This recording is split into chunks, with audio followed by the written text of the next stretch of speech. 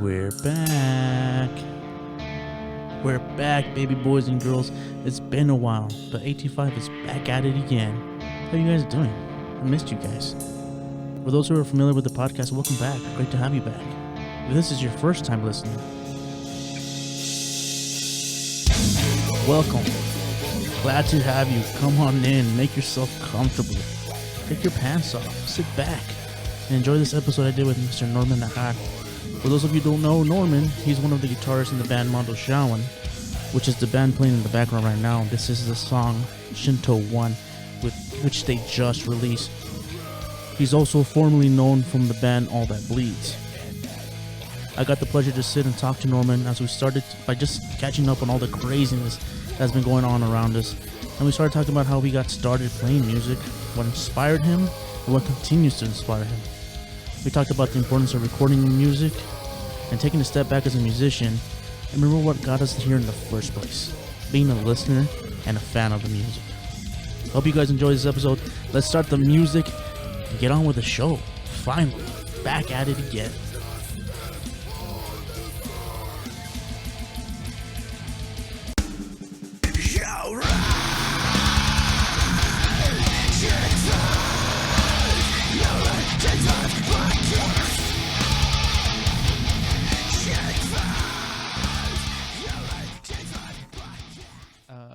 We load in and out for shows here. Like, we hang out here. So, Yeah, being a homebody, once the pandemic hit, I was like, there was not nah, real change, huh? not really. You're like, yeah, this is the headquarters. It was just, walking into the stores and, like, the lines and stuff. That's when it was like, whoa. Right? That's when it was like a really... Because I remember when this whole thing started, I'm like, this thing's not as crazy as people think, right? I don't know. That was just me. Same. And then, I'm right there. Yeah, you go to the store and you're like, shit, there really is no toilet paper. For real. Yeah. Right? Yes. You're like, I thought this was a joke. Like, this is... I didn't know if that was an El Paso thing. Same. Even like today, too, like with the gas. Or something. Oh, dude, you saw that? I went, so I'm driving down there and I see the lines and I'm like, what? So you actually saw the lines? Yeah. I was seeing everyone posting. I'm like, that can't be. Yeah. Or at least up here in the Northeast, yeah. And I'm like, God damn. It was mostly like Sam's and Costco and all Yeah, those other places. no. Yeah, because it's like I live in Central, so the hood doesn't give a shit, man. You know. What part of Central? Off of Dyer, man. I live on Fillmore, so by like Copia, Piedras. Yeah, dude, that's where I grew up. Fort No shit. Boulevard. Yeah. Boulevard, Alabama. Yeah. Went to Austin. Yeah, man. You went to Austin? Yeah. Yeah, I'm right there, man. I tried to buy a house down there, and I was like, it was not happening. It's expensive over there. Yeah. It's crazy. Yep. It's cheaper over here in the Northeast. True. And bigger houses too. Yeah, It's not bad, man. No. And I don't think there's much of a difference. No. Between like barrios or whatever you want to call it. You know what I mean? And I'm an old school guy. Like, I'll buy anything. I can fix it up. I'm gonna spend there. I'm gonna die there. Probably bury me in the backyard. I'm like, dude, that's what I say. Just give me I was anything comfortable. I was like, dude, if it's legal, just don't even ask. Just yeah. I'll dig the hole myself. You know what to do. Just take me back there. Hell yeah. For real. Put me in a giant guitar coffin case Yes, and just sir. Hey. like call it a day. Yeah. Yeah, it's not much of a difference in side of town between Central and Northeast. So I kind of like both sides. True. Very true. Not talking shit on any other side of town, but no. you all know that the Northeast and Central is where it's at. Yeah. Everyone else. And, as I've recently learned, it's the Northeast. Oh, not the Northeast. It's the Northeast. It's Northeast. Where you live, Northeast? Like, this guy's legit. All right, I feel you. That's cool, man. But they didn't like the whole pandemic thing. They didn't really stop you guys from writing, practicing. We did shut it down within a few weeks. Zane, our drummer, lives with his mom and his younger brother. There's that, that worry there. Right. We're all pretty much in sales, restaurant. So we come into contact with a lot of people. Yeah, so we felt it was just better to stop. Everybody was kind of freaking out. Like, yeah, because it was so unknown, you know. But then, luckily, well, hopefully no one, got sick or anything like that. No, not really. Well, actually, I shouldn't say that. My wife actually. Oh, yeah? Yeah, she did. It's all right, man. She got the best antibodies right now. Yeah, fairly recently she got it. But we had a good run. I'm not going to lie. Super appreciative. So, but yeah, the band, we shut it down for, I want to say, maybe 2 months. Okay. About 2 months. We kept in contact as much as Lou, our bass player Lou Soblaski. Lou's fucking killer. That dude man. is the meme daddy, the GIF king. Fucking Lou Daddy. Yeah, he was. So that's how we kept in the loop. He'd send something and I need to get Lou in the podcast. Lou, if you listen to this, man, you need to get on an episode, dude. For real, dude's killer. I don't know if you can cuss on these, but you're gonna hell yeah, you're gonna need that beep with Lou. Yeah, that's all right, man. I'm the same way, dude.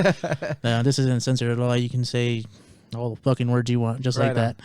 Cool, fuck yeah. Lou's a fucking killer, man. Yeah, he's cool, man. All you guys are killer, dude. To be honest with you, it's that's one of the cool things about like Mondoshawan, which I loved because I saw everyone that was in the band. I'm like, it makes sense. Right on. Like all these guys make sense to be together.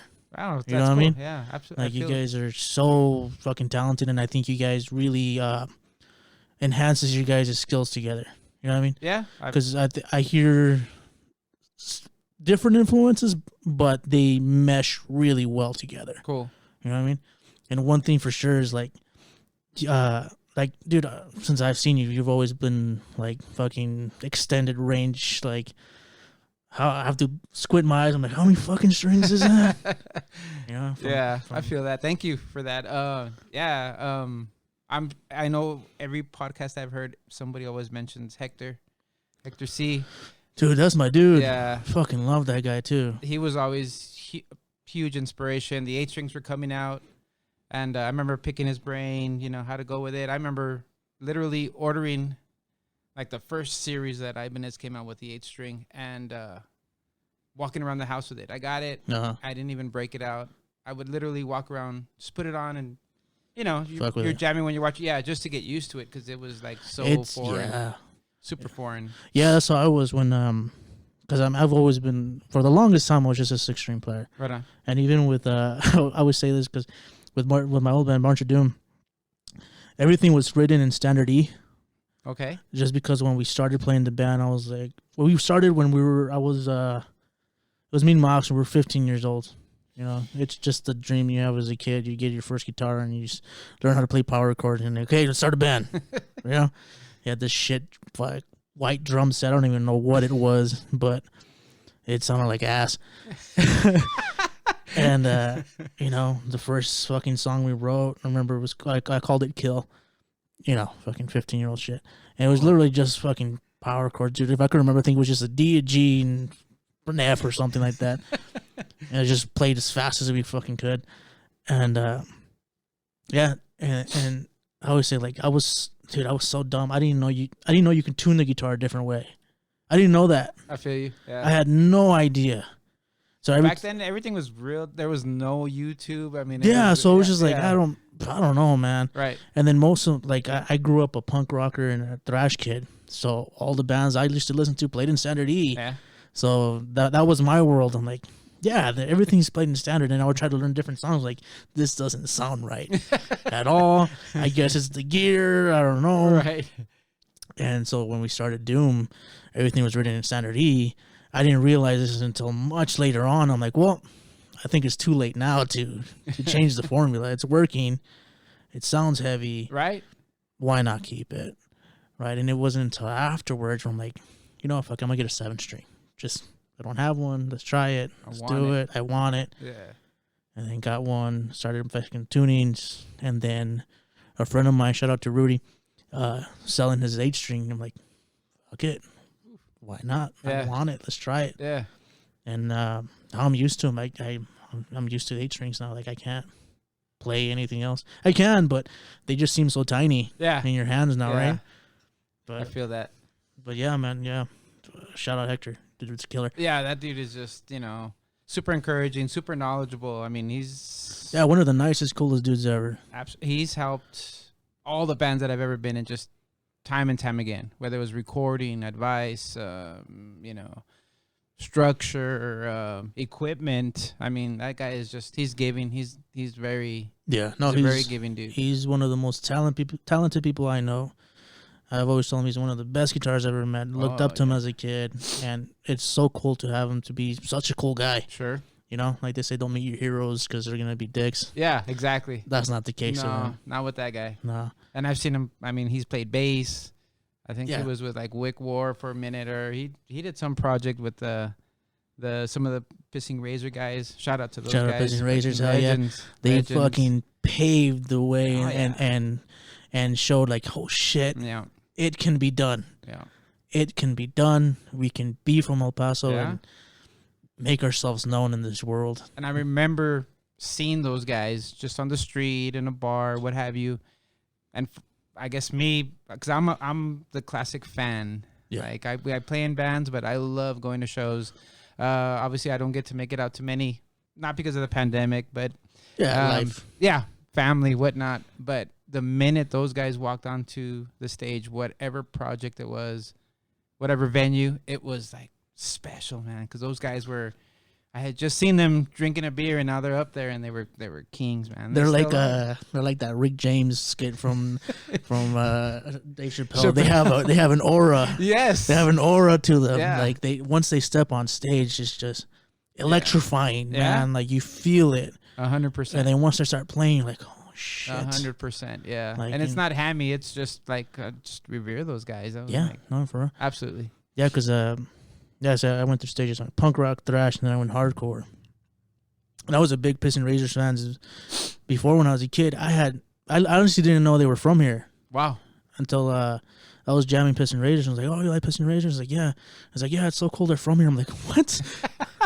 What? Yeah. No way. He was like, yeah, dude. And I did my research and like, holy shit, this whole time Yeah. I've been a fan and I didn't even know. Probably bumped into him at Chico's or something. Yeah, and I had no idea. Yeah. You know, Absolutely. probably passed him so many fucking times and had no clue. Right on. But shout out Pissing Razors, man. They really, like I said, they made Oh, yeah. the reality of like, yeah, the dreams can be true. Yeah. You know. Undoubtedly. But so, speaking of all that, what got you? Let's start with what got you into music. Man, like, all honesty, I guess it was kind of like the whole cliche, growing up poor, Okay, yeah, You for know, real. I could, um, I could relate to that. getting a couple bucks. We used to go down to Juarez every other weekend or whatever for haircuts, $2 haircuts, $1 haircut. And over there, I mean, everybody's there's a few guys on the street corner and they're trying to make their living playing guitar. And you kind of notice that. You walk into a music store down there and you can get an Iron Maiden album, which that's where I bought all my albums for like $5. I used to buy my shirts all the time over there. Really? Yeah. Oh, man. But where I have to say, like, it really hit me was I was probably in middle school. Okay. And there was this guy that used to live down the street from me. And he was always that, like, surfer guy. We're in El Paso desert. And this guy had the OP shorts and the Vans before anybody knew who Vans were. My man's carrying a surfboard. You're like, what? The skateboard, yeah. Right along. The Frisbee. So friends with that guy, shoot hoops. And it's kind of like regular bike riding stuff. And one day I went to his house so we can go ride skateboards or whatever. And I hear him playing in his room. He's playing classical guitar. Okay. So his mom let me in and I walked in there and I was like, and he was there with the music stand and, the music. And he was actually playing. He wasn't just strumming. It was legit. Yeah. just going down. I believe it was his father who had gotten him into classical guitar. And I was like, wow, I remember, that first sight of, wow, that's like real music. It's not just banging on something. I asked him a few questions and we're throwing the Frisbee or whatever. Little by little, he just got me into it, really. Okay. Started showing me like Andres Segovia. And, he had shown me like some competition pieces, classical music where he had competed and actually gotten rated. And it wasn't like so much that you're competing against another guitar player. You're just trying to get a rating, like an A rating. Right. And I was just, kind of the sports kid at the time and competitive by nature, I guess. Mm-hmm. And I was just really enthralled with his the movement, the hand movements, and the posture. Because this is a kid where like pot was like the rage. Yeah. And it's kind of hanging out in the whole slacker persona. But when he was playing, his posture was good. His technique was like, and I didn't know what technique was at that time, but I could just see his hand. But you see the change of person right there. Yeah, exactly. Right? Like, that's not Fred. And his name was Alfredo Olivas. But yeah, and it really made an impact on me. And I was like, wow. So like early on, I didn't even want to be a rock guitar player. I wanted to be a dedicated classical guitarist. Hell yeah, man. So he would give me pieces of music, and he kind of like explained the whole staff and meter and whatnot, treble clef. You know, he just kind of broke it down for me, and he would give me a piece of paper. And I don't know if he was testing me at that time, if he was that guy, or he was just like throwing me a bone. Mm-hmm. And but you know, when you first pick up a guitar, you either devour it, yeah, or it's just kind of like whatever, you know. And yeah, it's either you it's like, okay, yeah, I'll put this aside, or you just can't get enough of it. Exactly. You know, and he just started to feed me, and he would bring me like newspaper clippings where there was lessons being offered at some rec center or whatnot. And man, I was hitting it hard. Oh yeah. And it was really, I loved it. I loved it. So you say you were on middle school around this time? Yeah. Okay, so like 13, 14. About 14, yeah, oh, absolutely. Yeah. And I got to high school, and then that was like a whole other realm, you know. That's when like the hair started to grow. Still kind of doing the sports thing, and but now I knew they offered guitar classes like for high school. I was like, you can get a credit for that. Oh shit! And I didn't know it at the time, and I honestly because I'm an old school guy. If you check with some of the old school guys, but I had this music teacher, Mr. Arzola, and he taught at Austin and he taught at Burgess. And this guy was like serious dude. Like he took in his little drum machine, he had his little thin line acoustic nylon guitar. He would take in a few electrics, and but he was like serious about this. Like, if you're gonna be in my class, you gotta be. This ain't no joke. I remember the first couple of weeks, he would just have us studying basic chord shapes and whatnot, and he would walk around, and he would ask you, "Hey, what are you playing there? Play that again." You know, you just G, C, D, whatever. And he was like, "Oh, let me see your pick." And if he didn't like your pick, if it was too thin, he'd snap it. Shit! And he'd pull out a 2mm pick, and he's like, if you're gonna be a serious guitar, play with this pick. And it was just kind of like, it was that realm where like, this is serious. Yeah, absolutely. This ain't no playing games. Absolutely. That's awesome. So he would jam around. He would be like, "Oh, that music you listen to." That was the first guy that I ever heard the name El Di Meola from. Oh shit! He was like, "Oh, El Di Meola," because everybody at that time was about Malmsteen. Malmsteen was coming up, and he was like, "Malmsteen's ripping this guy off." Yeah, exactly. So where do you think he got that from? That fusion. He ain't original. But he just did the Malmsteen just got that, copied his style, and was like, "Yeah, I'm just gonna play it faster." And he had better hair. I'm not gonna lie. And those pants, dude. Right? Little high heel boots. The leather pants, tight leather pants. He's still doing that till this day. Yeah, he's not gonna change. Props to Malmsteen. The gold. The dude's still stuck in the 80s. Someone's better tell him what year we're in. Oh yeah. I don't think he knows. Yeah, most definitely. That's awesome, man. So you were very I don't even know what the word is. But you got a good education in it, I guess you can say. Yeah, and it was and that was like, not to date myself, but that was part of like the whole 80s thing, which was, again, I'm dating myself as far as my age, but back then, like, you had so many guitar players that were in probably shit bands, Yeah. But some of those guitar players were like no joke. No, exactly. They were, rippers, man. And Malmsteen. My number one guy was always, and to this day, it's Randy Rhoads. Oh, I fucking love Randy. He was just, and it was that whole technique thing. Like, you really had to know what the hell you were doing. You couldn't just go out there and bullshit. Even I remember, like Motley Crue. Motley Crue was like the biggest thing in the world, and so many guitar players were just like hypercritical of Mick Mars, and one of the local guys that I had revered at the time, Caesar Posadas, was just like, he was very talented. He was a really good guitar player. And he actually played in a cover band with Eddie Garcia.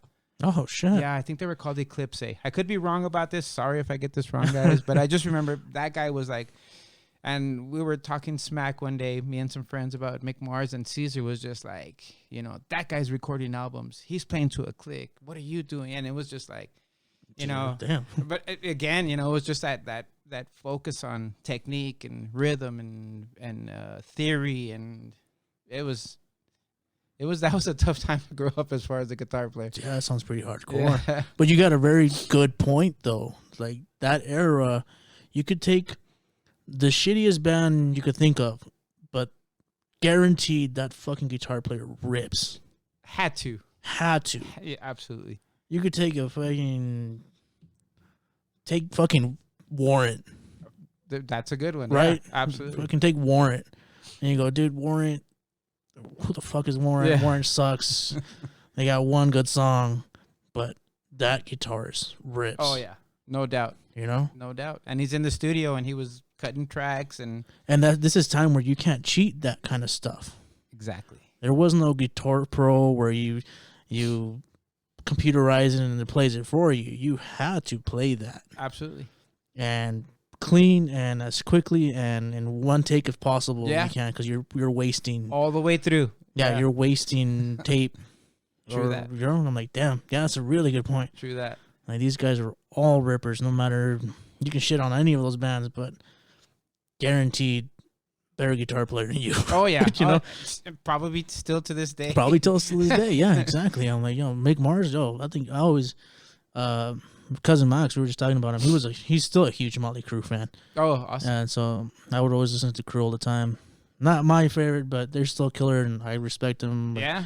I remember hearing Mick Mars. I'm like, there's something different about this guy. Right. You know, because you could take any of those other bands, but there's something a little bit different from this guy. He just does something a little bit. And that's probably what made Motley Crue. He's probably the one guy that didn't belong in Motley Crue. Yeah, exactly. You know? Exactly. He didn't fit in that whole glam thing. No. Like, you could probably make Mars riffs, just take those guitar riffs out, put a different drummer, bassist, and a vocalist, and it probably doesn't sound like glam. Yeah, you're probably right. Right? It probably Absolutely. sounds like something completely different, but the guitar work's still going to be killer. I believe it. The tone's going to be there. I think he was one of the first ones to have like a lower tuning. Yeah. I think he was playing in C. I don't know if I could be wrong, but some shit like that, which is, kind of crazy considering it was like hair metal, glam metal, whatever you want to call it. You're right. Like he was. Indeed.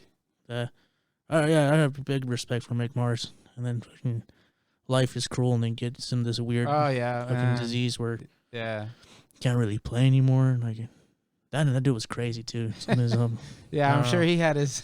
He had his fun. Absolutely. For a couple lifetimes. but Randy Rhoads, yeah, man, that's an awesome idol to have, because you know what I mean? Yeah. Like you say Theory, I'm like, I don't really know much about Theory. And I said, I envy your upbringing in guitar, with it being like pretty strict and very professional, even. Yeah. At a young age. I grew up fucking guitar punk rock style, just which is cool, and like, I guess kind of along the vein that you're speaking about. Like, Kevin's always saying stuff like that. Kevin Armstrong, or the guitar player. Shout out Kevin. Man, that dude, he's like always putting himself down. He's like, I don't know Theory, I don't know. And then he is like the riff daddy. And he's got that killer right hand. Dude, he's got the right hand of doom, that boy. His left hand is no joke. And I'm looking at him like, this guy is playing possum. He's giving me this woe is me, and then I've always told him he's got a killer right hand. Dude. Like, he's been like a breath of fresh air. That guy's just, his playing is on point. He's exciting. I kind of like that whole thing that maybe, quote unquote, he doesn't know, about theory and keys and stuff. That just makes it more fresh. That's true. It's just like, it brings a different perspective. Absolutely. Because you can have 5 guys that know Theory, and they're all going to be arguing about which theory is correct. What key in the box. Keys, exactly. Absolutely. So, and then you throw someone who doesn't know it, they'll throw in something that you probably would have never thought of. Yeah. True that. Like we were talking about earlier, it takes it to a different direction. 100%. And now now it sounds even better. It's just something I didn't even think of. Yeah. But even not knowing anything, listening to Randy Rhoads, you're like, yo, this guy knows something. Like, he's doing something different. Yeah. But it sounds great. It was precise, man. So clean. Yes. So clean. Like, I remember I was watching I forgot the name of the show, but it's it's Ozzy and his son, and they're traveling. Oh yeah. Have you seen it? Yeah, I think I have. Ozzy's adorable. We have to protect that man at all costs. Oh man. My heart can't take it when he leaves Lemmy this was earth. that was, but Ozzy, I don't think. I don't think I could handle it, No. man. But they went to like some underground bunker where they keep a bunch of stuff. You know what I mean? In case the world ends, they have everything filed and stored. So when civilization survives, they could go into this bunker, and pretty much all our history is there. Jesus. And they had the Blizzard of Oz on tape there, like the original recordings. Wow. And they're playing Crazy Train, and they're playing Randy Rhoads solo, and they solo the track. And it's just him playing. Yeah. And it is ridiculously clean. Yeah. Like, it's incredible. I know it. Yeah. Oh yeah. Like, he was killer, man. Yeah, and you can hear where he's like firmly rooted in that, that aura of theory and whatnot. But I mean, he had that flair. He was awesome, man. Yeah, like I said, he had his sound, he had his look, he had this personality on the stage. look, man. And Yeah. I meet a lot of guitar players, or we talk, and Randy Rhoads, and we're men, we're not supposed.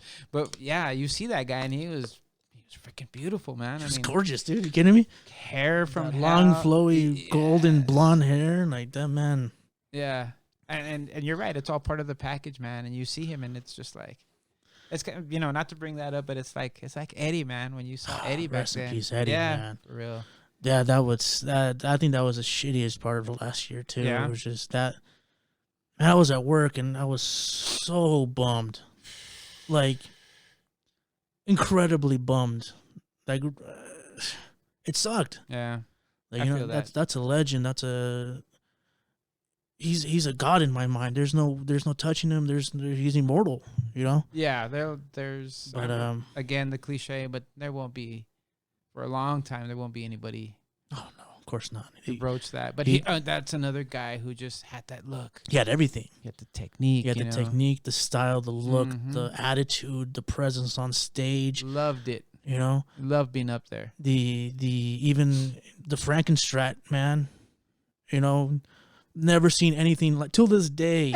Till this Right. day, haven't seen anything like Oh that. man, if one of these immensely talented guitar players that you see on YouTube and Instagram was to come out and had that guitar, he'd get ripped to shit. Oh yeah, are you kidding me? Oh, it's not custom. Oh, Yeah.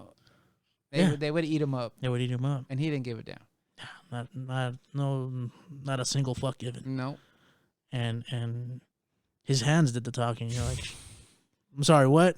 Yeah. I can't hear you. I'm too busy melting people's faces all the time. And the tone, man. Yeah. Original. The tone. Yeah. From being from that time. Tell me a heavier tone. Give me a Oh, heavier yeah. guitar tone. No. He had his effects. He had his go-to effects, and it was just all signature. All signature. Fingerprints all across that thing. That heavy distortion. I've said it many times. If it wasn't for Eddie, we wouldn't have metal, man. Yeah. Like, sure, I mean, we all can. I think we're going to agree Black Sabbath is the granddaddy of them all. They're the ones that set the style, the tone, and the atmosphere. Indeed. But when it came to guitar tone, Eddie just took it to the next fucking level. Like you can hear a Van Halen song and you go, dude, that's almost like death metal tone. The distortion on it, it's Innovative, man. Oh, there it is. how heavy is that? Yeah, that's it. And then you put the flanger on Yeah, it. another classic You know? signature. Heavy tone. Too cool. Like when growing up, I'm like, I need an EVH amp. Oh, I need it just because I need that. And Yeah. I finally got one. I'm like, yep, still my favorite amp. is it really? EVH 5153, man. That's my Hell yeah. that's my go-to right now. 50, 100 watt? Which one you got? 50, Nice. 50. I hear so much good things about that 50 watt. Dude, I'll let you try it. It's killer. I love it. Sick. Got it for cheap as hell. Did you really? Yeah, like both the head and the 2x12. Ooh. Oh, that's Steal. I swear by 212s now. Right? Yeah. Yeah, dude. Growing up, I was always about like, oh, I need a full stack. Yeah. I need a full stack. I need 2 4x12s. I need 200 watt amps. Yeah. I need to connect them all together, have them all blasting. I need to be fucking Lemmy. But now I'm like, it takes too much fucking space. Oh, man. They're so goddamn heavy. Yeah. The load time is just ridiculous. But 2x12s is where it's at, man. I feel that too.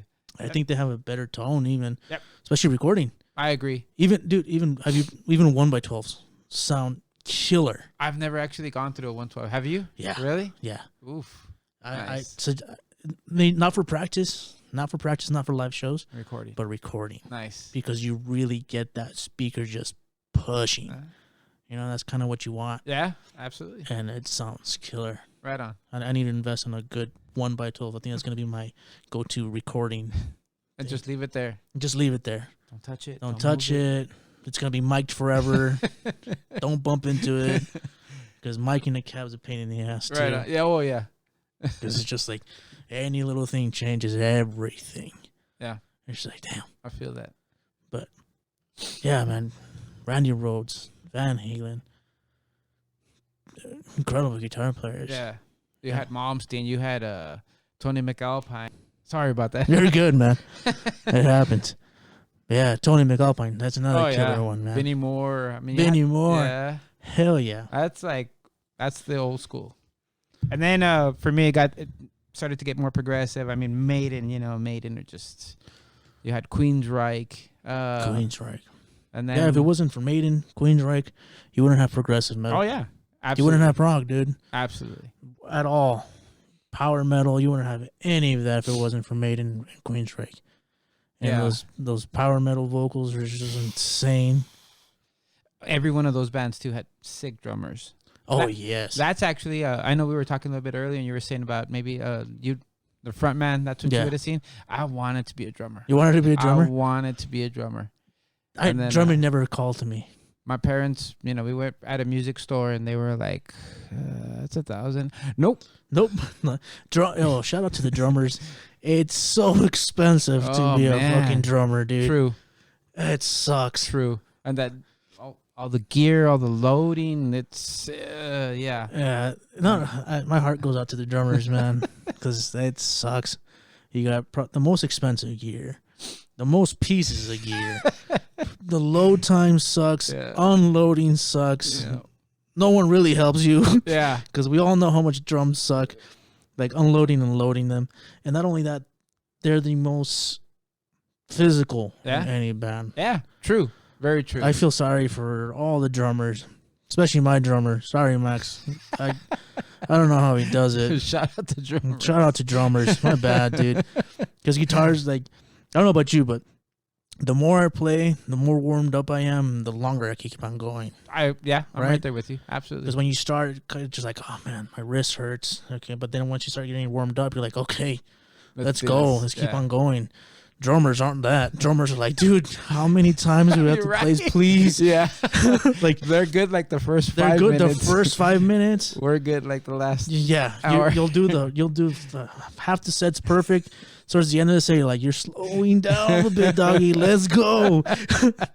And I feel bad for him, especially drummers in general. Yeah. Again, there's not even a specific genre. Every genre, I think the drummer has the hardest part. Yeah, except for indie music, because there's no such thing as a drummer in indie bands. Or most, I think. Yeah, it's all cymbal work. The guy forgets he's there, even there too. Right on. But yeah, Iron Maiden. I remember when I first heard Maiden, I was like, "Whoa, shit!" that was a game changer. That the whole 7 minute, 10-minute songs. It was like, man, that was epic.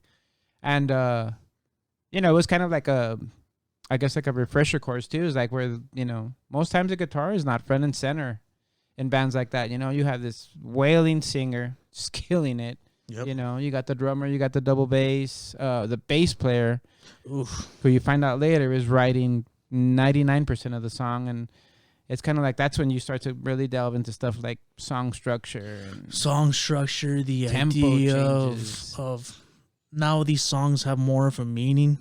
Absolutely. There's a story behind them.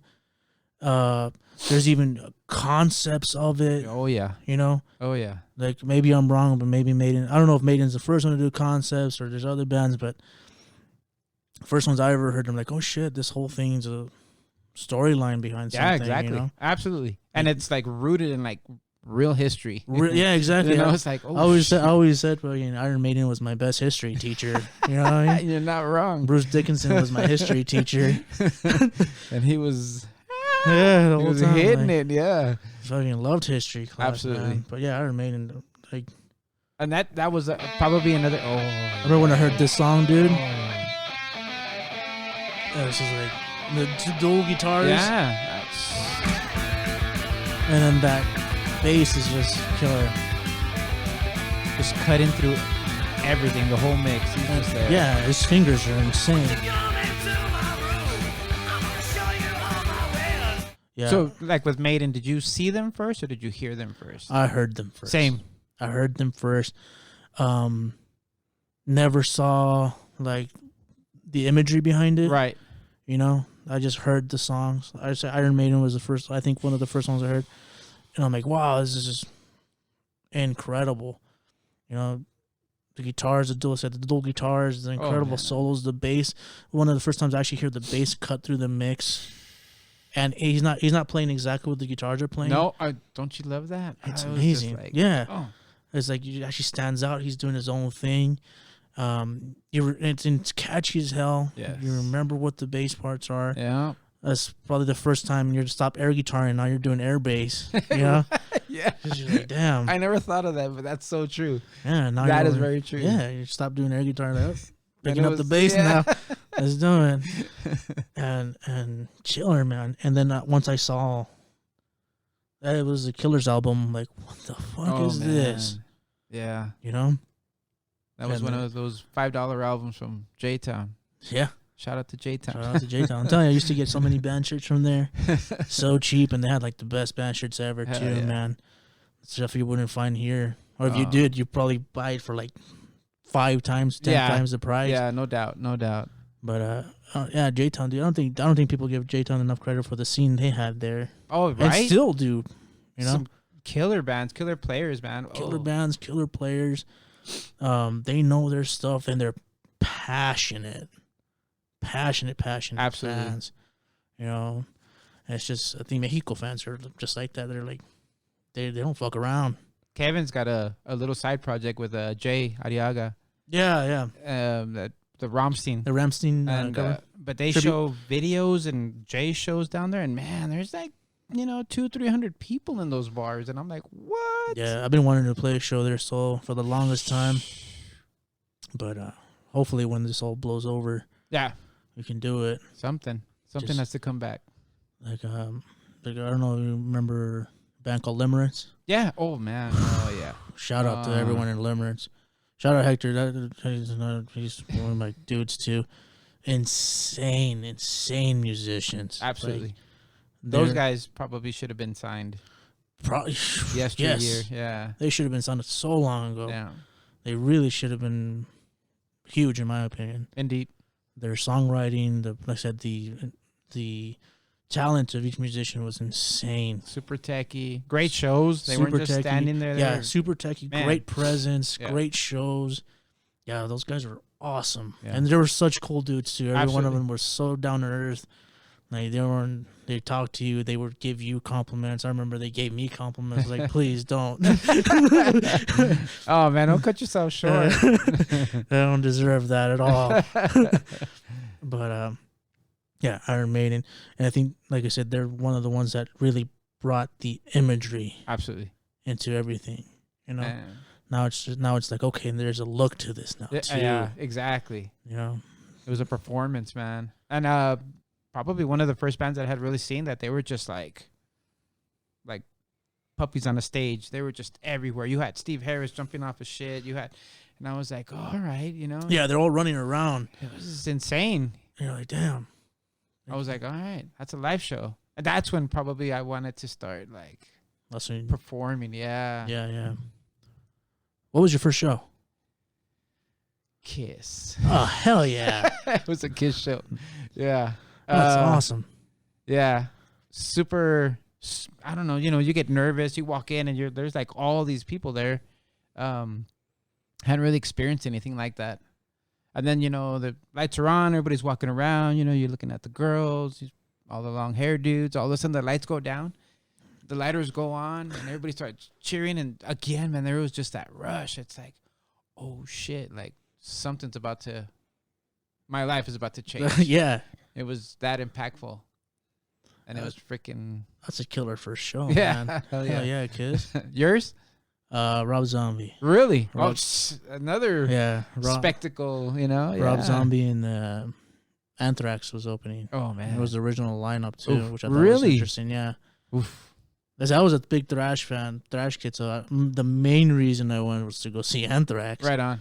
I liked Rob Zombie, too, but I was like, I really need to see Anthrax. And they killed it. I bet. Like, so you got to see Dan Spitz? Yeah. I saw him with Dan Spitz. That's another legendary dude. Yeah, which I'm like, damn. I didn't even know back then, like, how big of a deal it was. Yeah. Oh, yeah, right? Yeah, that's always the case. I love Anthrax. Hell yeah. And then later on, I'm like, oh, shit, I didn't know these guys had beef. like Wendy's beef. Like, right it was, Hell yeah. And it was dope, though. Like Scott Ian was one of my big influences, too. I was gravitated towards the rhythm guitarist. Right on. And, just seeing him stomp around stage, doing spins and kicking in the air. I'm like, yeah, that looks awesome. Hell yeah. And then, yeah, I don't know. Because, so Randy Rhoads, Eddie Van Halen, Iron Maiden, you're going up the ladder here. I guess, and then probably the next pinnacle would have been, like, for me personally, that's when Dream Theater hit. Ooh, the Patrouche. And then, yeah. The Patrouche. What you knew before as far as technique and song structure and even on the radio, Pull Me Under, that was it. That was Pull Me. I think that was the first song I heard from Dream Theater. It was that was changing. Insane. Yeah, absolutely. Yeah, it was again killer song. And all the transitions, the ups, the downs, the journey you take with it. Yeah. Again, one of those bands where the bass really just stands out. The guitar playing is insane. And then again, the visual, the videos, you saw them and you knew they were players. The drumming was insane. Yeah, absolutely. 100%. And this guy can sing. He could wail. Just so sick. Tell you, man, if I could sing like that, I would never talk. I would just sing the whole time. Right? Every word. And drive through. Everything. Yeah, Dream Theater. Honestly, Dream Theater. I always liked them, but never was a huge fan. But I always appreciated them. Oh yeah. But then one day, shout out my friend Ingve. I used to work with him. He gives me a call one of these days, and he's like, "Hey man, what you doing?" I'm like, "Nothing, chilling. What's going on?" He's like, "You like Dream Theater?" I'm like, "Yeah, they're cool, dude." And he's like, "You want to go see them?" I'm like, "What the hell are you talking about?" He's like, "I got an extra ticket to go see Dream Theater tonight. Are you down?" I'm like, he's like, "Oh man, I don't got no money. I was dead broke." And he's like, "Don't worry about it. I'm not asking you if you want to buy them. I'm asking you if you want to go." I'm like, "That's a bro." Yeah, I'm like, dude, I can't say no to that. Yeah, no. I'm glad you didn't. Dude, I am too. One of the best shows I've ever gone, and it was life-changing. Oh, man. It's so different to actually see them live. I actually think they sound better live than recording. Wow. See, in that regard, I envy you. I've never seen Never seen Dream Theater? No. You have to, man. I have, so many. I've had opportunities. Discography, I've got almost all their... except for maybe the last 3 or 4 years. But yeah, I've never gotten the chance to see them live. Yeah, because they played the Metropolis Part 2 album entirety. And dude, it was such a cool experience, man. Like, it was just like, damn. That's awesome. Like the videos they had behind it, Oh yeah. It was incredible, man. I was literally there just with my jaw dropped the whole time. Oh, fuck. I didn't know who to concentrate on. I'm like, all these guys are insane. Yes. I feel You know? that. And it was just like, damn. Like, I told him, like, dude, I don't know how to repay you. It's just, this is life-changing. This is incredible. He's like, that does it. Like, just you telling me that, there it is. Became a big fan after that, and had to go home and listen to the whole album again. Right on. For the whole week, that's all I was listening to, because I'm like replaying it in my head, trying to figure out if it was real or not. You know what I mean? Like killer band. And, right on. And yeah, because as a guitar player, you always hear about John Petrucci. Oh yeah, one of those names that's always thrown out there.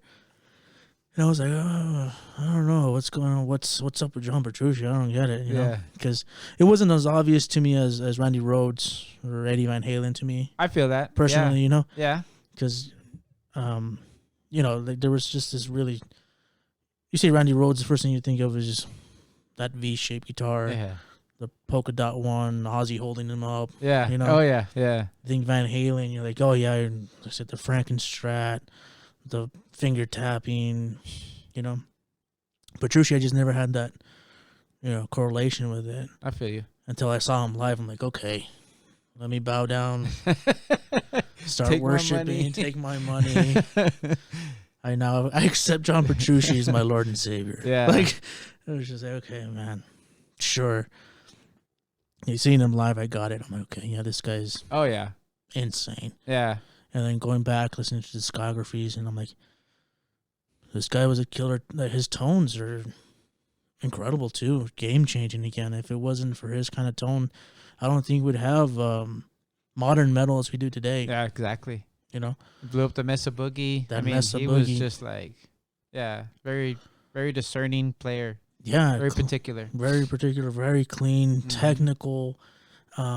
And he does this thing where it's technical, it's hard to play, but it doesn't sound insanely technical or hard to play until you try to play. You're like, holy shit, this is insane. And then you see him playing it, and it's like nothing to him. And he makes it look so easy.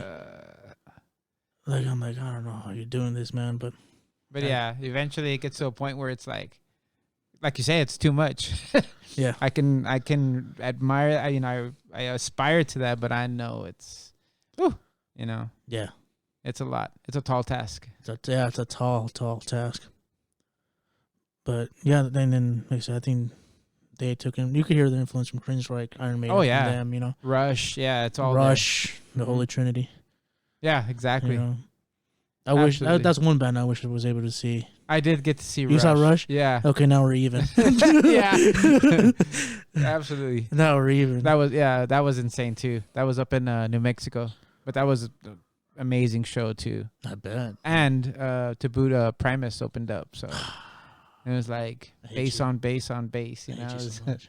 I've never seen Prime. That was pretty sick. Yeah, that's awesome. Yeah. Speaking of Prime, like you said, you wanted to be a drummer. I actually wanted to be a bassist at first. Really? Yeah. Wow. All right. Like Sabbath was one of my big influences too, and Geezer was just dude. Geezer was amazing. Another one where the bass isn't playing what the guitar is playing exactly. He's doing his own thing. Remember listening to NIB? I'm like, dude, it's a song where the bass starts it. You know, you're so used to the guitar starting or it starts with the bass, but never kicked off by the bass. Yeah. Oh yeah. You know, and it was like kind of distorted, and you're like, what the hell is this kind of thing, and just. Yeah, man, I don't even can't put it to words. Like it's that insane. Let's see, I need to play that song now.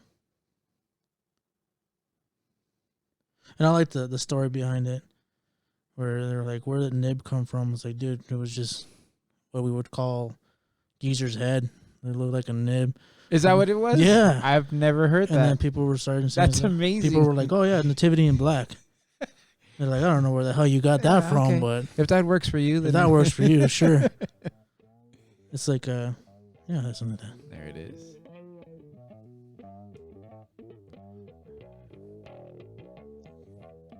He's just fucking around the whole time. It sounds killer.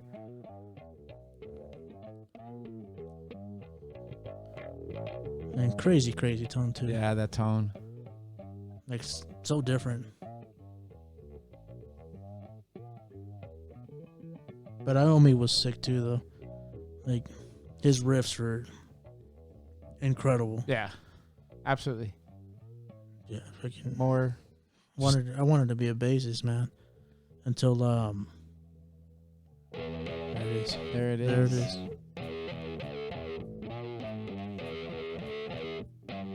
Perfect melding of the riff and the effect, and it just hits hard. Boom. Take it home. I love Sabbath, man. Yeah, I wanted to be a bassist until I discovered AC/DC. And I like when we said, if you heard Maiden before you saw them. Yes. I saw AC/DC like in the pictures before I even listened to it. Okay. Because I would always steal my dad's CDs. You know, I had a bunch of them. And there was the High Voltage album. Oh, okay. So it's just Angus with the schoolboy uniform holding the guitar. I'm like, what the fuck is this? You know, who is this guy? Who is this grown ass man in a schoolboy uniform with a killer looking guitar? Because this is the first time I saw an SG. I'm nice, like, it's pointy. It's got orange. That's awesome. Oh yeah. And then you put in the CD, you're like, oh shit. Yeah. This is another version of Power, different Power. Different Power. Yeah. It's still my favorite band of all time. Right on. It's one really? of those. Yeah, that's cool. I love AC/DC, dude. Oh yeah. It's one of those. You cannot play AC/DC loud. Like it has to be played loud as hell. Yeah. If you're not playing it loud as hell, you're not doing it right. You're listening to it wrong. You're listening to it wrong. It should be to the point where your neighbors are telling you to turn it down. Right. It has to be that loud. Hell yeah. You know? I love that. That's me. And like same thing with like Sabbath, because they were telling you, man, I'm such a nerd when it comes to fucking metal. But I was listening to documentaries and they're like, yeah, we were one of the first to record full blast. Oh shit. You know? Yeah. Like, it's not advice to do that because you're gonna sound like shit actually. But they would record full blast. That's tight. I never knew that. They wanted that big, huge sound because I mean they didn't have two guitars. It was just one guitar, one bass, drummer, vocalist. But they wanted it to sound huge. So cranked it up. Cranked it up. I'm like, damn, okay. All right. And I'm still into like listening to my music loud as hell. That's why I'm going deaf. But it's all right. It's just an excuse to listen to it louder. Yeah, exactly, right? Yeah. Can't hear it anymore. Can't hear it anymore. Just give it a minute. Raise it. We'll go up to 11. But that's awesome, man. So what got you, like I said, because I remember the first time I saw you play and met you was back when you were in All That Bleeds. Right. All That Bleeds, So yeah. let's dig up some bones. Let's go back in the past here for a little bit. Yeah, I remember you guys were playing with All That Bleeds. And I don't know if you remember this, but it was in my old band, Marching Doom. And we were playing a place called the Rock House. Not the Rock House that's now, but the one that used to be downtown in front of the fire station. Right. Yeah. It was like a big giant, tall ass stage where like if someone takes a slip, someone's dying. Yeah, that thing made no sense whatsoever. It was all cement. Everything was cement in that building. The whole thing is cement. The floor, the walls, the ceiling, the stage, which is like 12 feet high. And if you were to fall, you would break your neck and kill 3 people on the way down. I do remember that. I don't remember the bill, but I just remember it was us. It was you guys. I remember it was some emo band. It was like straight emo. Like it was. Wow. I remember the conversations people had. I just remember like these guys are like legit emo. They're not like fake emo. They're emo. I'm thinking in my head, I'm like, what the hell does that even mean? Right. But okay, and they were pretty good. They're actually pretty talented. Right on. But I remember seeing you guys play, and I think it was one of you guys' first shows. Probably, yeah. If it was that far back, because I remember Shafino saying like, yeah, this is one of our first shows, this and that. I'm like, damn, doesn't look like it. Doesn't sound like it. It probably sounded like it. Not to me, not to my ears. Not that I can remember. But I remember us playing, and like I said, we were just fucking kids. We're 17-year-old kids. Right on. Just playing power chords as fast as we could and palm muting the shit out of everything. You know? And I remember seeing you guys playing, and my eyes are usually fixed on the guitar player. Right on. And catching you play, I was like, holy shit, this guy's going fucking hard. Thank you. Hard. And like, I don't know if anyone's told me, but you have this very unique, specific stance to you. Yeah, I've gotten that, yeah. And I'm like, I don't know, it just seems like if you could push this guy as hard as you can, he's not going anywhere in that stance. It's a little low. It's low, man. I remember that. I'm like, the stance is wide, low, and the guitar's up here. And I'm squinting. I'm like, how many strings does that thing have? That thing looks huge. And I'm like, damn, I haven't seen anyone playing 7, 8 strings. Yeah. Back when we were playing, I'm like, that's different. The tone is heavy as hell. And it was killer, man. Yeah, that was yeah, it must have been early on. I can't stop laughing about that. Yeah, it was just trying to be different. As much as we have our favorites and what we listen to as musicians, I've learned the ones you need to take notice of are the ones that are trying to do something different other than what they listen to. Because the music we all listen to, like in Mondoshawan, it's super different. Like none of us have. We have very few bands that you guys can all that agree cross, except for Maiden, everyone classic bands. But if you don't like Maiden, we can't be friends. Yeah, no, it ends right here. So yeah, we were just always trying to do something different, and maybe not at that point, but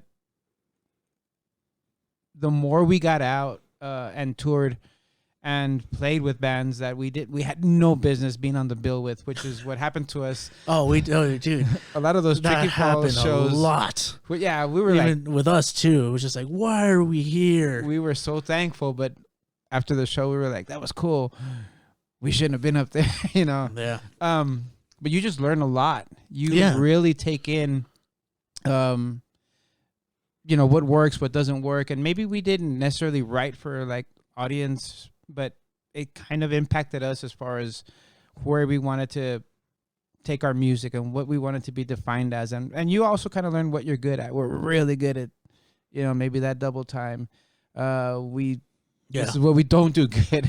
Yeah. But yeah, that some of those early shows, we were still trying to find our way. I remember still not having a definitive tuning for that 8th string, which is a little unique now with what we're doing now. So yeah, I'm sure there was like so many missteps you witnessed. Hey man, but one thing I said, you might see it that way, but one thing's for damn sure, you left an impact. If maybe just for me, but it was at least one person. Yeah, I'll take that all day. For how long? It was a long time ago. Yeah. But indeed. I still remember that night. That's cool. Yeah. I remember that night like it was yesterday. There's some things where I'm like, I don't really remember anymore. But sometimes where you're like, don't remember that at all. Right. But I remember that. I remember That's cool. seeing you guys on stage. No, thank you so much. You on stage. Right. And there was I remember there was a change, sound wise, because we would play with you guys a lot. Yeah, I remember that. Yeah, all the time. Yeah, it was. I remember all the bands from back in the day. My band March of Doom was All That Bleeds. Shout out to the guys from Dead Silence. Dead Silence. Oh yeah. Triumph was starting on the same time. I remember the first time I saw those guys was. Again, they left another impact on me too because I can't forget the first time I saw them. True. The first time I saw Jay playing drums was just like the most insane thing I've ever seen. I never thought a human can do that. Yeah. I feel that. It was insane. You could see it, but like, in like, okay, yeah, Dream Theater or like big bands like that, but never someone that's, I guess, quote unquote, on at your level. Yeah. If that makes any sense. Yeah, lives right down the block. Right down the block. We're playing the same fucking shitty gig. Absolutely. We're all packing our shit in our cars that is less expensive than the gear we actually have. And going, holy shit, this guy's absolutely insane. Man. That's another band that was just they paved the way too. That turning point, man. We went out maybe 3 times with Triumph, And those guys would, we had our shitty van, they have their shitty van, and we pulled in. Those guys are revered all throughout Texas. Yeah. No matter where we played. And, Jay was like talking to, whatever bar owner, and he was like, oh yeah, we just had, Tony Danza. They played, whatever. Yeah, he was asking for you, Jay. And I was like looking at him like, what? But yeah, he's killer, man. And every musician that has been in Triumph has been insane. Yes. Absolutely Period. insane. Incredible musicians. Like I said, they've left the mark on me where I'm like, oh shit, okay. Yeah. Yeah, that's they're game changers. The players I look up to even. Where I'm like, shit, these guys are. Oh, no doubt. Incredible musicians. But yeah, I remember the I guess transition of what All That Bleeds would become. Because I remember what it sounded like, and going, okay, this is a little different. Okay, this is a little different, and going, there it is. Yeah, that's the sound. Now that makes sense. Not that the other stuff didn't sound good to me. All of it sounded killer, but it sounded like you guys found the voice for the band, the feel for it, the sound for it, and I get that because I think every band has that. Because, maybe not every band, but there's some bands out there that, like, well, at least speaking from experience, when I started a band, it was just because you're a kid, you're like, let's start a band. It's the coolest thing ever. Why not? Yeah. And you have no idea what kind of band you're making. Absolutely. You just jam. Yeah. See what comes out. Exactly. Fuck it. Yeah. And there's some people that go, no, we're going to start this kind of band, this genre. It's going to sound like this kind of thing. And that never was an idea in my head. It was always like, okay, man, we're just here to have fun. Yeah. Let's jam. Let's bang it out. Let's see what happens. That's what Doom was. Doom was just like, yo, let's see what happens. And not to to stroke you too much, but you could tell that there was, it was like organic, it wasn't heavy for the sake of being heavy, or sometimes you see that band that has the, the requisite breakdown. Yeah. You guys always seem to have, and it's funny you say you like thrash. I would, I know you guys were metal, but you always had that thrashy feel to you guys. Yeah. Yeah. That's cool. It was when it was me and Mox, we were very thrash influenced. Like that was our shit. That was our world. Like that's what we played. That's what we listened to all the time. Like I said, what was Megadeth, Metallica, Anthrax, Overkill, Hell yeah. even Accept, because Accept was kind of thrashy back in the day too. Right on. And it was just like that was my shit. Like that's what I would listen to all the fucking time. Right on. The whole thing, I was like, I need to see how I can play this fast and as fast as I can go. And that's how I was telling Kevin. It was All My Heroes down pick. Yeah. All My Heroes down pick. Oh man, yeah. You and Kevin, that's that right hand. Yeah, that's what me and him were talking about. Because Yeah. we kind of have the same kind of upbringing. Like, yeah, All My Heroes down pick. Like I said, it was punk rock and thrash. It was like Joey Ramone, man. Johnny Ramone was just like the whole time just down pick. I'm like, I need to do that. That looked killer to me. I'm like, that looks so cool. Right I need on. to do that. Yeah. It was just the attitude, the look, the aggression of it. Hell yeah. And I'm like, okay, yeah. So that was what our influence was. But then that's when I started listening to death metal. I'm like, okay, yeah, that's killer. Yeah, hell yeah. And early death metal is not that far off from thrash. True. That's very true. Yeah. I've always said the only difference between thrash and death metal is the vocals. Right, if you think about it, If you think about it, yeah. You could put death metal vocals to any thrash song. It's a death metal track. Replace the polka beat with a blast beat here and there, and you got a death metal track now. You got a hit. You got a hit, man. But yeah, man, that was like I remember those days. Like, said, you guys were killer.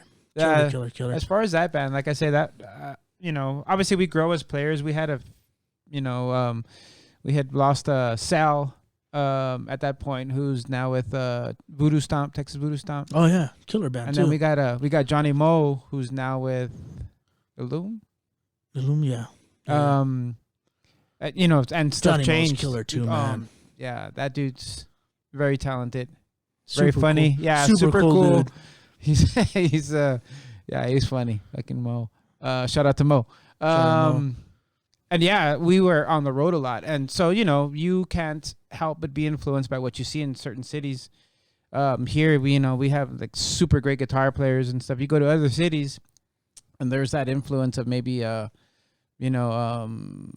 metalcore in some cities. You have death metal in other cities, and you bring a little bit back with you. And again, I don't want to understate the influence that like Triumph played on us.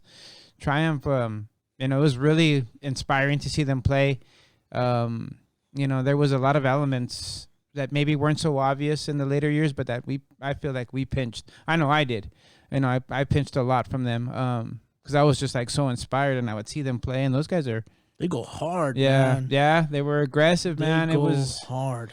It was an aggression and like very physical without ever losing sight of their playing. They didn't just swing the guitar around to look cool. It was they were doing absolutely. Yeah. And that was like super inspiring. And again, coming back home and you start writing, and that I think that's when we started to find like our niche where we belonged. We weren't going to be the heaviest, we weren't the techiest, but we knew what we were. Yeah, you guys striving knew what we were for. trying to do. Yeah, Right. absolutely. Now, going from All That Bleeds, because you guys did it for such a long time, just like I used to do with Dooms for it's crazy how long of a time you were to do this. Absolutely. From the transition that was All That Bleeds going to Mondoshawan, was there a different vision to starting the band? Yes. Would you? Yeah, because this is one thing I really wanted to ask you and pick your brain at, because I think the similarities between like what All That Bleeds was and what March of Doom was, I think it was just kind of the same thing where it's just like, yeah, let's jam it out.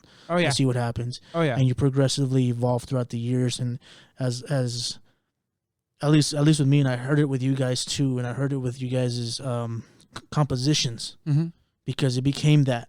It wasn't just a jam and riff 1, riff 2, riff 3. It became a composition. Right. You were composing songs now, and you could hear the difference. They sounded composed. That's cool. I appreciate that. You know what I mean? Yeah. So like correct me if I'm wrong, but I think you found that from going from just jamming to actually, okay, we're actually composing music now. Towards the end, All That Bleeds, and did you take that mentality now? And that was before your foundation was okay, just jam. That was step 1, right? And All That Bleeds, right? That step 1 changed when you started Mondoshawan, correct? Yes. Like now you actually had an idea of what this band you wanted to be, what the sound you wanted to be, what direction you wanted to be. Did you already have an idea of what the voice, I guess you would say, in lack of better words, the voice you wanted Mondoshawan to have? I would say you're right, and with a few like slight variances. We knew what we didn't want Mondoshawan to be. Okay. Which was like the lyrics were like Eric's, and every member, any band that we've been in, as far as All That Bleeds and Mondoshawan, no one has ever auditioned. Okay. When we brought like Zane, for example, into the fold, he was picked, and it was just like the only question was, could we hang with him? Which we already knew we could, because Zane was pretty much our roadie throughout like the last few years of All That Bleeds. Right. So we knew that he was a bro. Kevin, Louis had been dying to get him into the band for a minute. There was no other question. It was just like, Kevin's the guy. So we knew we wanted to go in a different direction. I kind of have always had this mentality, like when we want to play, like with Zane, for example, the last thing I wanted to do was say, I want to play with Zane bring Zayn in and then tell him, I want you to play like this. Right. That's defeats the whole purpose. It's like my wanting to jam with him was to use his style. Because Zayn, man, he's like your typical jazz, progressive. He can do metal all day, but that's not his. That's not his forte. His exactly. roots. He's gonna come at you with a counter, 8/7, some weird time signature, and he's just gonna challenge you with that, which is exactly what we wanted. So we knew that we didn't want to go in your atypical direction. We knew already Louis was going to be the front man. He wanted to sing. Louis is fucking awesome. He had already been doing backup vocals and writing his own lyrics for the songs he was doing backup. So Louis just wanted to expand on that. So we kind of knew. The only thing basically we didn't know, we had the players, we had the avenue to be able to do it on our schedule. The only thing we didn't know was what did we want to sound like. Okay. But what we did know is it wasn't going to be All That Bleeds Volume 2. Right. The dynamic changed within the band. Like with All That Bleeds, there's always like that one guy that was kind of like the guy, the engine. Yeah. And even though I wasn't the front man, I would say, hopefully not to sound too pompous, but that was like my role.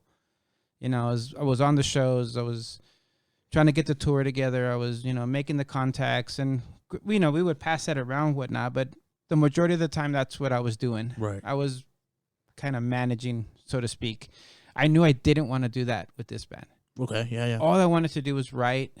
I want to play guitar. I mean, I want to have a voice, but I wanted to be more committed and exclusive, like with the music. Right. Even to this day, if somebody calls for like a show or whatever, I'm gonna pass them on to. Hey, here, dude, call this guy. Yes. So it was kind of like a transition period. I did want to take like more of a step back. Louis wanted to take the step forward, which I love. Yeah, I love that he did that. Yes, because again, dude, I guess I sounded like a fanboy, but I said I remember the first time I saw you guys. I remember the first time I saw you play. I remember the first time I saw Louis play, and it blew my fucking mind. He was in Garden of Thorns. Yeah. Oh yeah. Killer fucking band. Yes. I'm upset that they didn't go longer than they did because I was a big fan. Nice. And I've always been a big fan of seeing people play an instrument and do vocals at the same time. Oh yeah. That's always been my thing. I'm like, most definitely. And seeing him do that while playing bass and sounding heavy as fuck was so cool. Right. And he has such a crazy range. Like when he goes high, he goes fucking high.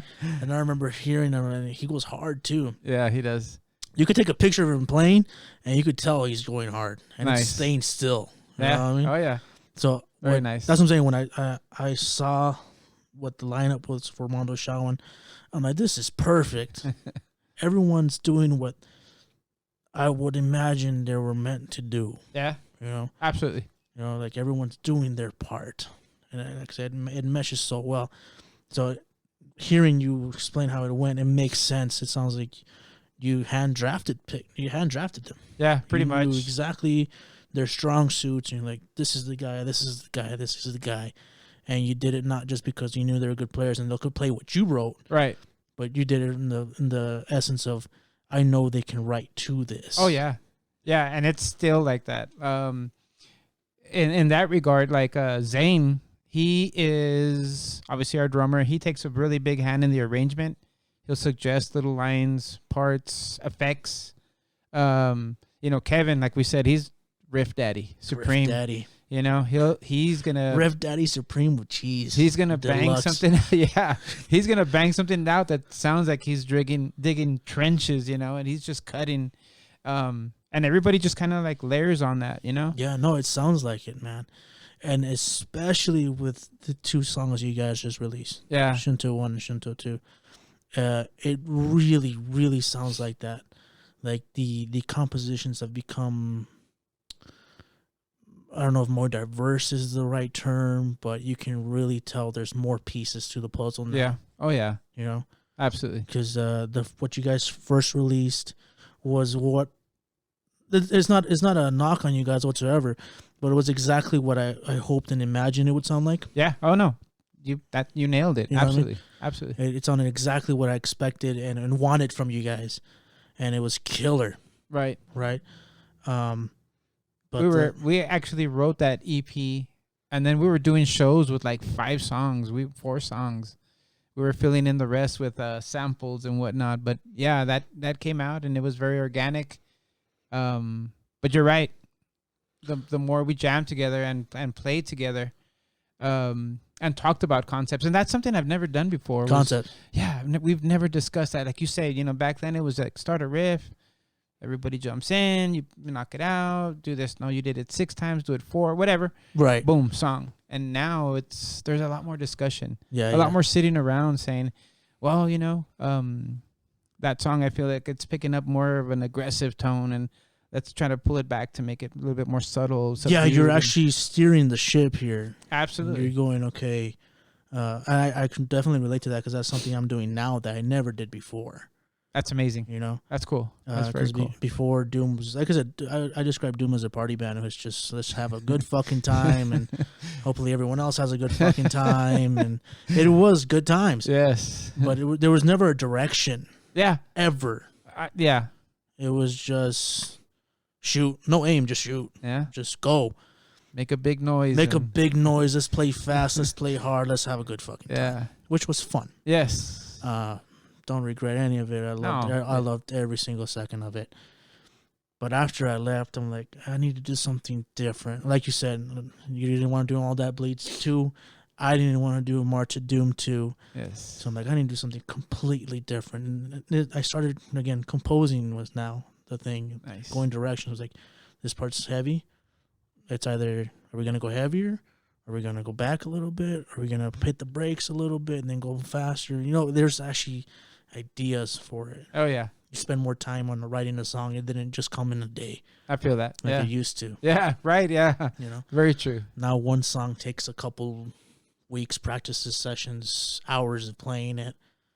And it's still not done. And it's still not yeah. done. Hell yeah. Especially now I have this nasty habit of playing riffs. Making riffs I can't play. It's fucking annoying. But yeah, like I remember this song. Ghost No One Chases. Oh yeah. That riff, I'm like, this is what I want. When I saw you guys, I'm like, this is kind of what I want. Heavy, dude. We had actually met, had a couple beers, sitting around, moved all the gear in. You kind of standing around, tried a few things. So we might have gone through maybe a practice or two, and we hadn't really taken that first step. Right. And Kevin had that riff. It was like I guess just a song, but all he had was guitar, and he was kind of trying to work on a project with Javier. And nothing I guess it hadn't taken off. So he threw it out, threw out that riff. We wrote that song like in maybe 2 or 3 rehearsals. And that was after that. And to this point, it's almost hard for us to stay focused because we'll have material that we're working on. Yeah. And somebody's always warming up, playing something, and then you go, that sounds cool. And we're on that. yeah. Yes, dude. I know exactly what the fuck that is. Yeah, you're trying to finish a song. Yes. Drummers fucking practicing or getting warmed up, and you're like, do that again. Yes. That sounds killer. I have something. We have something to go for that. Same thing with guitar. You're just trying to warm up your hands, and something killer pops up, and you're like, play that again. Let's roll with that real quick. Let's see where we're going. So now you have 5 songs that are not done. Yeah, pretty much. Which unfortunately you can't fit them together. So you're like, fuck, these have to be separate songs. Man, I think you're spying on our rehearsals because that's exactly what happened. I think a lot of people, like I relate to that because that's exactly what happens with us all the fucking time. So I have a vault of songs that are not done, but that's a good problem to have, though. That's really cool. And then, like I said, I've seen your setup on some of your pictures and whatnot. And the setup that we have here as far as the recording with the snake, and that's what's allowed us to really kind of hone in on what we want to do because everything is recorded now. That's awesome. As soon as we come into practice, obviously there's no amps. We go direct. Maybe the plugins or that's awesome. That's the Axe effects and whatnot. That's something I've been wanting to do. Yeah, I just need to get the space. Like I need a space. Where Absolutely. I can dedicate to just do that. Yeah, because that's so important to have. That's so fucking cool that you guys have that because that way you don't forget an idea.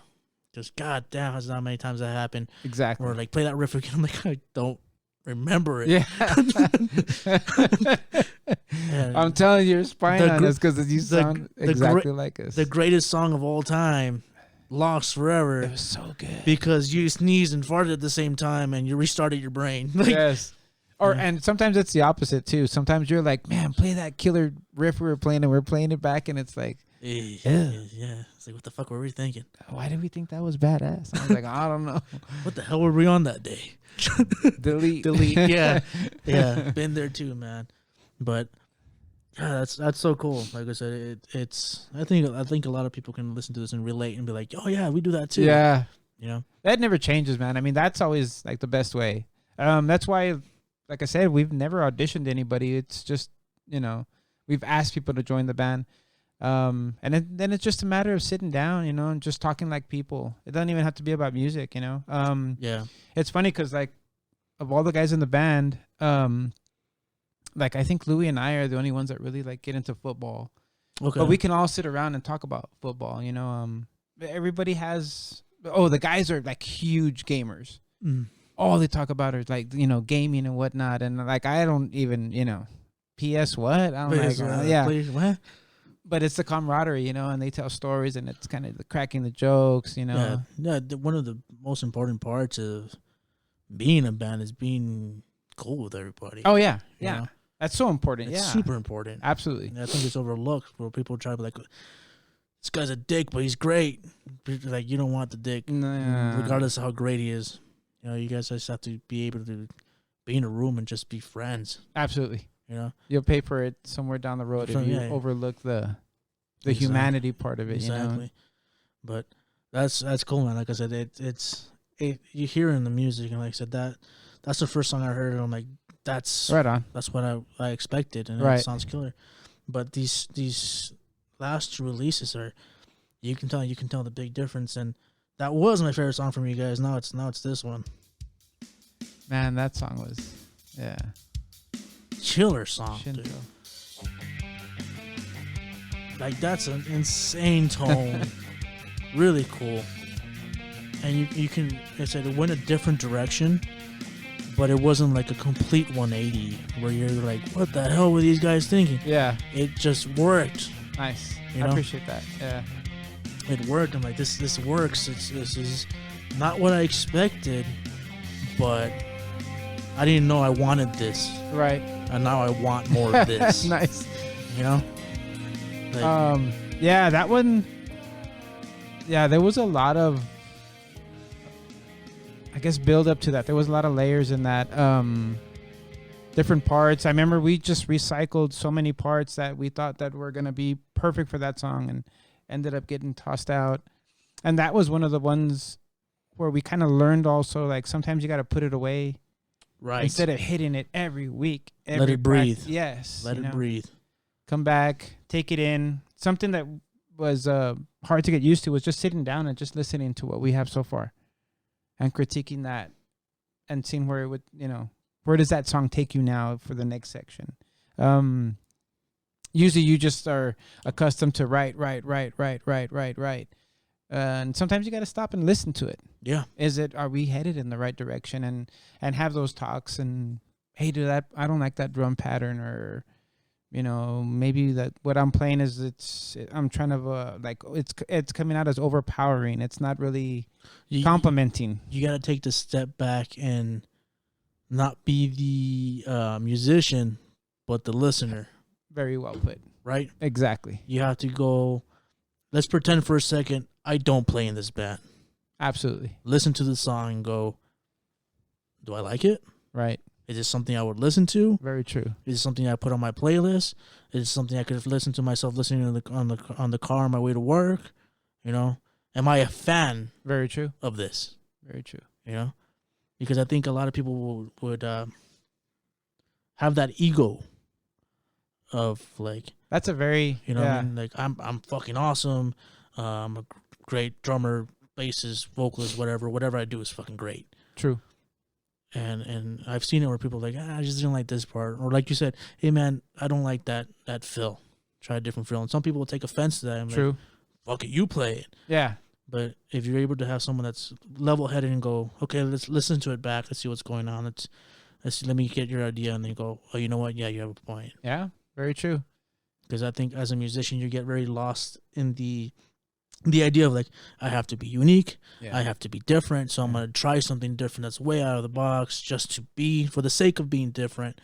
But when you take the step back and just listen to it, you're going to go, okay, that doesn't work. Yeah.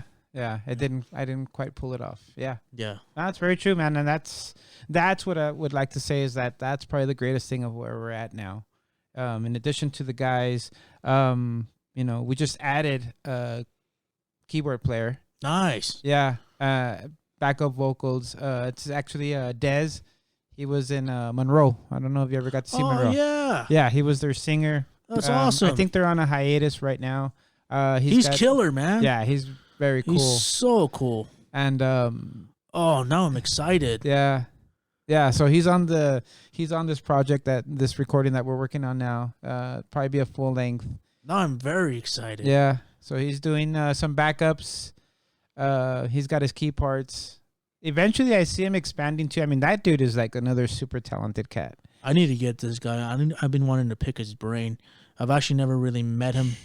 Oh, man. We've said hello here and there, but yeah. He seems like such an interesting cat. Where I'm like, dude, like I kind of see. I have an idea of what you want to do where you're taking it, and I think you can take it to that level. Oh yeah. And I really hope he does. I think he's very talented. I think he has fucking great vision. Yeah, he does. You know, super humble, super talented. That dude can play drums. He obviously plays keys. He sings. He plays guitar. Him and Zane actually have a project. It's funny, we were talking about like alternative, but kind of throw it back to like maybe like Susie and the Banshees kind of. Okay. Yeah, they've got a project. It's called Lesser Care. Lesser Care. And they just dropped an EP. I gotta check it out. Yeah, it's very cool. It's not at all what you would expect. But adding him, it's, again, I think we just took like another little step towards the vision of what Mondoshawan is supposed to be. I'm telling you, I hear it from like the first recording to the first EP you guys dropped to the last EP you guys dropped. Right. I'm hearing that transition, and I'm excited. Cool. Like I'm like, oh shit! Like, it's the first one was what I expected and what I wanted. The second one was like, I didn't know I needed this, but I need more of it now. Right. And I'm over here fiending like I need more. Like, you guys need to hurry up and release this because I need it. And now you're telling me you got extra parts, and I already hear it in my head. I'm like, this works. This should work perfectly. Yeah, absolutely. He's, like I said, he's added another dimension. We didn't plan on recording 9 songs, because these songs are pretty much like all over the map. There's some really progressive stuff, kind of similar to Shinto. We've got a few bangers on there. There's some stuff that's like, I think we have like 2 instrumentals. Okay. Maybe one of the instrumentals is like part 1 of the song. You know, it's a A and B song. You know, like an intro, like a 5-minute intro. Nice. And yeah, we're just like, we're kind of, yeah, like I said, it sounds feeling like ourselves right now. To me, it sounds like you guys are ascending, and you're going up like you should be. Yeah, you know, you're not sticking to one thing and staying at ground level. You guys are going up. Cool, but at a very good pace. Nice. It's not like you're from level 1 to 2,000 right away. You're going at a very good level where I can easily follow it and now I'm excited for more and more and more. That's cool. I appreciate that, man. Yeah, really. Thank you. So, like, I'm excited to hear that. I'm excited to hear more progressive stuff. I want to hear some instrumentals, but I also want to hear some fucking bangers. Yeah. Like, you guys better have some fucking bangers on there too. You know, you got the 8th string, so there's gonna be something there. I got you and Kevin. I better get some fucking nasty chug riffs and like. Oh, I was supposed to tell you, as a matter of fact. Kevin said, "Welcome to Chugmeisters." Oh, welcome to Chugmeisters. Hell yeah, dude. Fucking yeah, I'm gonna make fucking Kevin the mayor of Chugmeisters. Yeah. Chugsville, man. But that's I'm excited, man. I'm really excited. I'm a fan. Nice, thank you. Thanks so much for your time. No, like, I appreciate it. It's so cool, like, doing this, going back in time, seeing where you are, picking your brain, nice, seeing the similarities of things, going, no, fuck yeah. Like, I kind of had the idea that's what was going on, and just verifying that and making it even better. I'm like, that's super cool. Right on. Hell yeah. So you guys are going to be releasing a 10-song Full album, length. Yeah. let's call it. Yeah, pretty much. That's a full-length album. Yeah. That's not an EP or demo anymore, doggy. That's a full-length album. Right. 10 songs. What made you guys go, okay, let's just release a whole fucking album? Was it because you just have the songs? Or was that a goal? Was that just something like you just really wanted to do? We had just really gotten on this, this run where we were just super creative. Stuff was going on. Again, the recording setup, it really let us listen to what we were doing. Instead of having the amps in the garage, and there's nothing wrong with that. Actually, I kind of miss that. I love amps in the garage. But the in-ears, practicing with in-ears, that's it's like twofold. You get to hear everything, but you also get to hear everything. Yeah, I was gonna say. So, but it could, so again, there's that growth, like you were saying, to be able to take that feedback, like, hey, I think you're out of key there, or you're up tempo or whatever. And, it really puts you in a mindset. But I think once you get past all that, the initial hurdles, man, it just was like flowing out. Music was flowing out. Nobody saw the pandemic coming. So we figured we were going to write songs for a new set and see what happens at the end of the year. We tend to always want to record November, December. It's too cold to go out. Never tour Texas in November, December. Yeah. Yeah. And before you knew it, like, we had this really strong assortment of songs. And it was like, cool, let's record 2 EPs and we'll put it out. Or let's record 1 EP, not print it or anything, just put it out on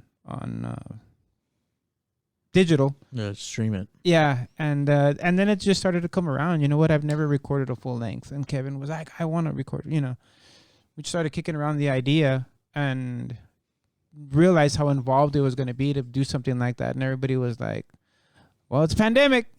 We got the time." That was the perfect time. Than any. Yeah, I think that's the only thing that I look forward to is all the bands out there. Ain't no excuse now. Y'all motherfuckers better have a brand new set for me. There better be a lot of brand new I better music. have brand new songs when you guys are on stage. I do want to hear the old shit, but I want to hear some brand new bangers from everybody. Absolutely. And there's no excuse. Yeah, no, I fully agree. Yeah. And everybody just kept saying 2021, back to shows. And, unfortunately this is. Yeah, I think it's going to drag out. Yeah, it's still lingering. And we kind of all came to the collect. We get offered or, a show. Yeah, hell yeah. We want to play. But if it's not necessary, let's just make sure we do this right. Let's put out something really choice. We're talking about the recording, like maybe, playing some acoustic guitar on that recording for backing tracks and whatnot. It's just going to be really, it's going to be our best effort. We're going to put our best foot forward and really make sure that it's right. Yeah, so that's a cool thing about having the time and doing it yourself. There is no rushing. Absolutely. And you can actually do everything you want and really take your time with it. Very true. Because at the end of the day, these are your songs. Yeah, absolutely. Your babies. Nobody knows your songs better than you. True. And not a knock to any engineers or producers or anything out there, but there's some people that are very good at what they do and they'll get the best out of you. But at the end of the day, these are your songs. It's your shit, yeah. It's your shit. Like, you should be able to take care of it. And that's something I learned later on too with my new project. We're like, okay, yeah, let's record ourselves. Why not? We have everything we need here. Let's really push ourselves. Nice. Let's take ourselves out of our comfort zone. Be like, okay, time to get this shit clean and really push ourselves. Like, I practice at home to the song all the time. I'm like, I don't know how the fuck I played this so fucking fast and clean. And I'm like, I gotta practice to be able to do it live. Yeah, exactly. Right on. But it should be killer, man. And like I said, I'm looking forward to the new Mondoshawan album, because like I said, it's gonna be an album. Anything else we could look forward for in the future? Any secret projects out there? No, I mean, at least for me, like, again, life. Got the house, the family, whatnot. So any free time, it just goes all into this. If I was going to do anything like on my own, honestly, the only goal that I have this year is I actually want to go back and take more classes. I want to study up a little bit, work on some technique stuff, just to kind of expand. That would probably be something I would want to get into eventually, is to teach. Nice. So that's awesome. I would still like to make sure I'm just on top of, what I need to be on top of. But any free time that I have, this is my baby. It's Mondoshawan. Yeah, that's awesome. Yeah, that's something I've been wanting to do, because I'm like, dude, I haven't taken classes since I was 15, 16, Take some lessons or something. More than a decade later, I still haven't taken a fucking lesson. Now I'm like, I think it's about time I become someone's Padawan. There you go. I was talking to Manny Lozano. Oh, yeah. He's insane. That guy is... He's a guitar guru. Yeah, and such a humble dude. Yes. Such a humble dude. So cool. Shout out to Manny, dude. Shout out to Manny. Awesome. I've been so busy. He told me he was going to give me a lesson. I've just been so busy. We haven't been able to align our schedules, but I'm hoping to, I said, have him teach me a couple things. Nice. I told Davo too. I'm like, yo, help me out here a little bit, because he teaches too, and he's such a fucking incredible guitar player he's too. Fucking badass. Yeah, he is. He's a beast. He's a beast. The dude has a tone of his own. It's crazy. My favorite thing about Dave always, and I don't know if he's ever gotten called out for it or like acknowledged for it. His vibrato, I love that dude's vibrato. Yeah, no, the time I had Hector on, that's all we were talking about for a couple of minutes. Oh, really? Yeah, because it's so unique. Yeah, it's him. It's super wide. It's super controlled. I love that. It's because he's got those giant fucking Sasquatch hands. Hello. Fucking Davo, man. He's got giant hands. Such a cool dude too, though. Very cool. Very humble. Very down to earth. Very cool. Absolutely. He's not too cool for school for anything, which I love. But hopefully, because I need to get better too, because everyone else is getting better. I need to step my shit up. But so, you started playing classical guitar? Do you still play classical guitar? I do. Every now and then. I've have like most of my music books from going back to high school. Okay. So even if it's something that I previously used to be able to play, I'll still go over it. And most of that is obviously for the left hand, right hand coordination, but just to be able to still read music. Like, gee, I wish I could do that. Yeah, I just try to work on that. So never. It's funny because if you listen to that the Shinto, the release, Shinto 2, there's a hidden track in there. Oh, shit. And there is... Man, it's got like synthesizer, it's got a little bit of bass and drums, and there's a classical guitar at the end. Oh, yeah, at the very end. Yeah, actually. Because I remember I'm like, oh, there's clean. Yeah. I taught that part to Louie, and Louie actually played it. So I kind of, I still have to get in there somehow. But yeah, Louie actually played it, and I was like, hell yeah. Did good. That's awesome, man. So, like I said, as long as I've known you, I said 8-string player, metal player, still doing it, killing it. Would you want to do? Would you ever want to do something different in metal? Project wise, recording wise. I absolutely. I mean, I would never say no to anything. The only obstacle, I guess, with me is just time. Right. But yeah, I would never say no. Not at all. Same thing as you. We talked about this a little earlier. I probably have encountered certain times in my life where I wasn't playing, and at some point you come back to it. And now I guess I'm old enough, and we've seen enough things to know music is music, man. I mean, music, yeah. metal. A few years back, I had actually tried to get together with some of my high school buddies. We had jammed, had a cover band, and they had asked me to jump in, and I was like, man, I was all about it. But again, the schedule just didn't work out. But yeah, I'm pretty much open to anything. There's so much different music now that I enjoy, that I would never have figured. Like when I'm cruising in my van driving to work, like, I'm listening to like Fit for an Autopsy and Hell yeah. Enterprise Earth, Lorna Shore. Heavy. We would never play that, you know. Now I find myself listening, and it's about the Contortionist, Irreversible Mechanism, things like that. Very proggy, very proggy. Very cool stuff. Yeah. So I think I tried to answer your question, but yes. Yeah. I would definitely try to do different projects and whatnot. It just all comes down to time. Yeah, it's that life has a way of. It's life. Yeah, indeed. Things happen. Indeed. So it's hard to do things, but it's you guys are killing it, man. So thanks for the time. No, I appreciate you, man. Thank you. Go check out Mondoshawan. Check out the new release. As I said, it's killer. Check out the whole thing. Go from the first single they dropped. Listen to what they have now. You're gonna hear that transcendence that I'm talking about. And if you don't, then I guess we can't be friends. But like, keep doing what you're doing, man. We gotta do a part 2. There's so much other stuff I need to ask you. Appreciate but that. I don't want to keep you here for 6 hours because we definitely gotta do part 2. I need way more stuff to talk about. Right on. Just something to look forward to, man. Thank you so much. Thank you, my man. If you made it this far, thank you so much for listening to this episode of the All Right Take 5 podcast. And please, if you enjoy this podcast, please share it with your friends and family and let's spread some love. I'd really appreciate that. And if you enjoyed this episode, this is your first time listening, please go back and listen to the rest of the episodes, all available on iTunes, Spotify, YouTube. Leave some comments, share them, and let me know what you guys think. Also, please make sure to go give Norman some love for coming on this week's episode, and make sure to follow Mondoshawan and listen to the newest release, Shinto.